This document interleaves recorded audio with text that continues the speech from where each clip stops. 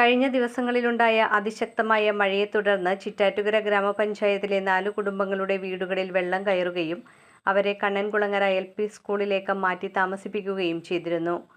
പുത്തൻവേലിക്കര ഗ്രാമപഞ്ചായത്തിലെ 4 കുടുംബങ്ങളെ Elanthikkara government LP സ്കൂളിലേക്ക് മാറ്റിയിരുന്നു. ഈ 2 ദുരിതാശ്വാസ ക്യാമ്പുകളും പ്രതിപക്ഷ നേതാവ് സന്ദർശിച്ചു.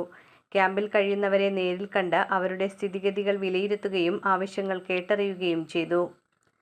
മുനിസിപ്പൽ ചെയർപേഴ്സണോടും പറവൂർ തഹസിൽദാരോടും ഇവരുടെ കാര്യങ്ങളിൽ പ്രത്യേകം ശ്രദ്ധ വേണമെന്ന നിർദ്ദേശം നൽകിയാണ് അദ്ദേഹം ക്യാമ്പുകളിൽ നിന്നും മടങ്ങിയത്. പറവൂർ ടൗണിലെ ക്യാമ്പിൽ നഗരസഭാ chairperson Beena Sasidharan, vice chairman MJ Raju, മുൻ chairman Ramesh D. Kurup, Anu Vattathara, Rajkumar, tahsildar James, Paravur village officer Anilkumar, Reji, Sudarsanan, Jose Maliyekkal, Prathapan, Ajith Vadakkedathu, Neelambaran എന്നിവരും ഇളന്തിക്കര ക്യാമ്പിൽ ward member MS Rajan, special village officer Ramesh, MT Jayan, Francis Valiyaparambil, Ullas, George എന്നിവരും പ്രതിപക്ഷ നേതാവിനൊപ്പം ഉണ്ടായിരുന്നു.